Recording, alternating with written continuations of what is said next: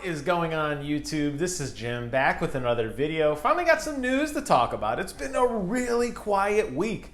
We had an action-packed week the last week and then nothing this week until this little nugget was tweeted out just a few minutes ago. I wanted to do a quick reaction to that and some hype. What am I talking about? Well, the Xbox Wire blog has announced that on Tuesday, July 21st, they will be participating in their very own iteration of the Summer Games Fest.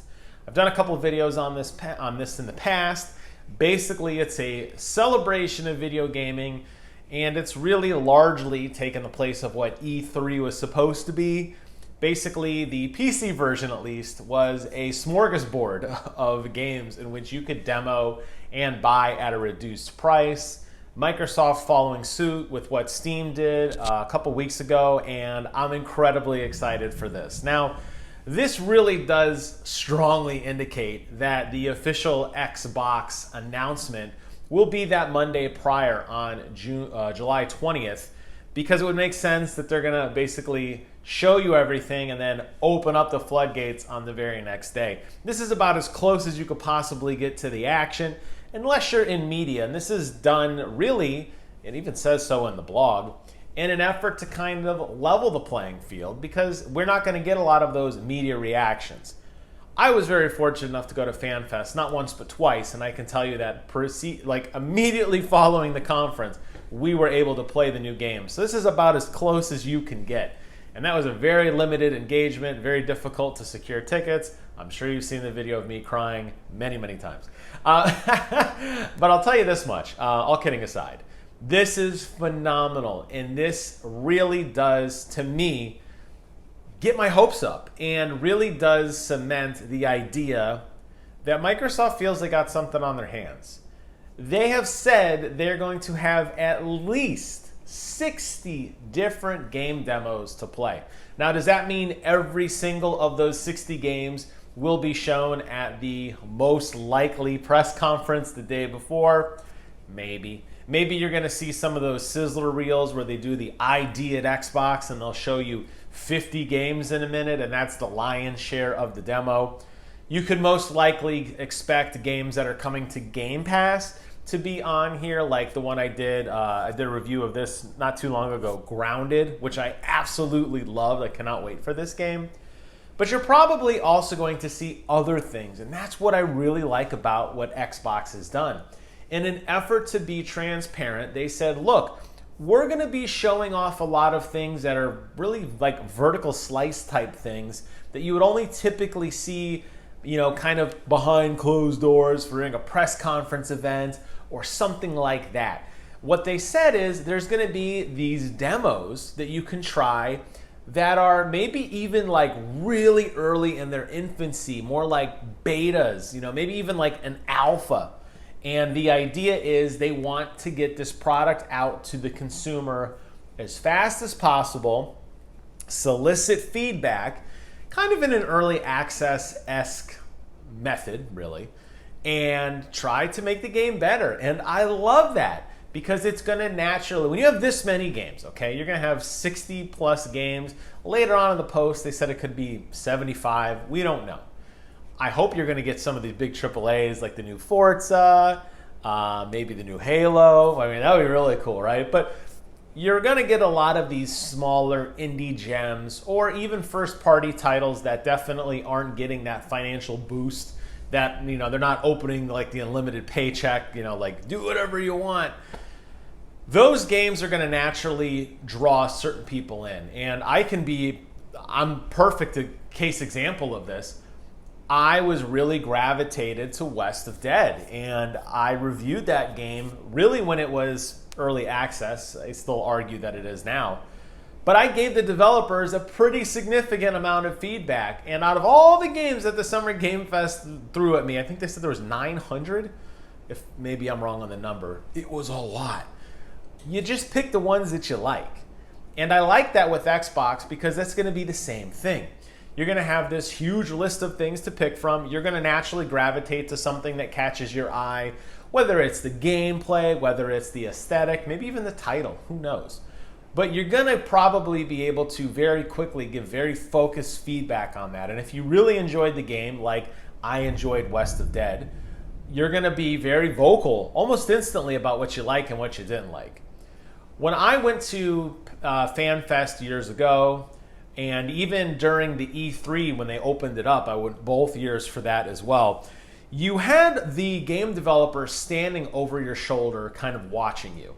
They did this for two reasons. One, you had no idea what the hell you were doing.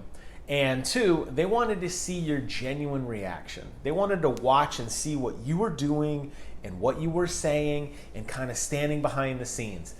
I famously, I'm sure I've mentioned this before, got into a very long debate with Assassin's Creed Origins. Origins, back at the launch of the then Project Scorpio. I sat down with one of the lead game designers for Ubisoft at FanFest, and while I started playing the game, I was like, come here. And I started pointing out all these things that, like, I don't like this, I don't like this, I don't like this. And he was taking notes. Now, did he do it because I'm Viper Magic? Of course not. He did it because I had a lot of enthusiasm, and he could very quickly see that I had genuine concerns. How many of these things were fixed? I don't know. The point is, they want to hear what you have to say. And in a forum like this, where they're going to basically give you, open kimono, the entire portion of a game, or an early access slice, or whatever the heck they want to call it, they're letting you try it in the comfort of your own home, no time demos, no sitting and waiting for 3 hours to get into the Cyberpunk booth, or the Final Fantasy XIV online booth, or any of that crap. You're going to just get to download it and enjoy it at your leisure, whether it's the weekend or the weeknight. You got a whole week to play these things. You are absolutely going to give candid feedback, and they're going to listen. And I think this is a phenomenal idea. And really, looking back at the last few months, this COVID thing has absolutely sucked. We can all agree on that. It has changed the way we consume video gaming, and it is absolutely changing the way that game developers are showing off their products. And this is a phenomenal approach that breaks down a lot of those doors. I'm sure you have your favorite reviewers, probably me. All kidding aside, I'm sure you have your favorite reviewers, whether it's Angry Joe or Jim Sterling, What's Good Games, Kind of Funny. There's a lot, right? There's a lot of game journalists out there. And you probably take a lot of what they say at face value because you've learned to identify with them, you agree with what they say, whatever.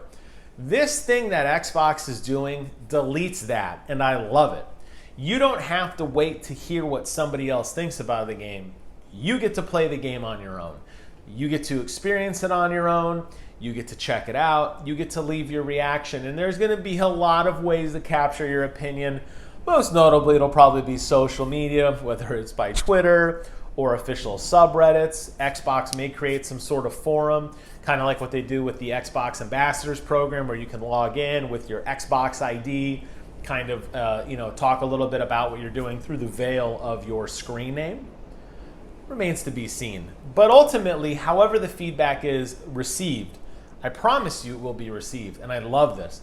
This definitely shows me that Microsoft is willing to put their money where their mouth is and to say, you know what, here's what we just showed you. You go off and play it, and you tell us if our products warrant the sale of our new console. Now, I know not every one of these will be an Xbox exclusive or a Game Pass or Game Pass for PC title.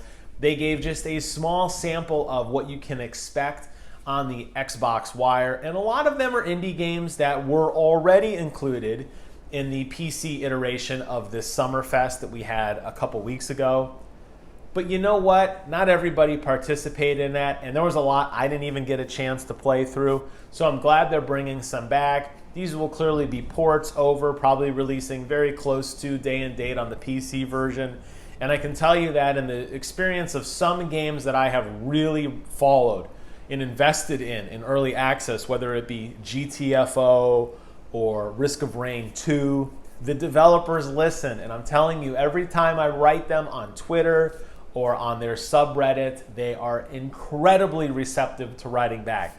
Doesn't mean I'm getting free codes or shirts or any of that crap. It's just, hey, I love your game. Please focus on this. They write back and say, we got it. So awesome, awesome job, Xbox. Thank you so much for putting the gamer first.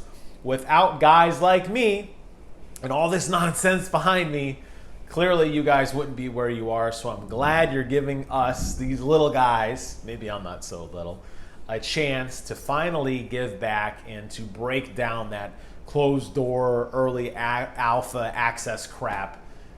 Thank you so much. I'm very excited, and I cannot wait to dive in and check these out. Hope you guys enjoyed this video. I will post a link to that blog in its entirety in the description box below. Check it out for yourself. Let me know what you think. Take care of yourselves, and until next time, I will see you guys on the other side.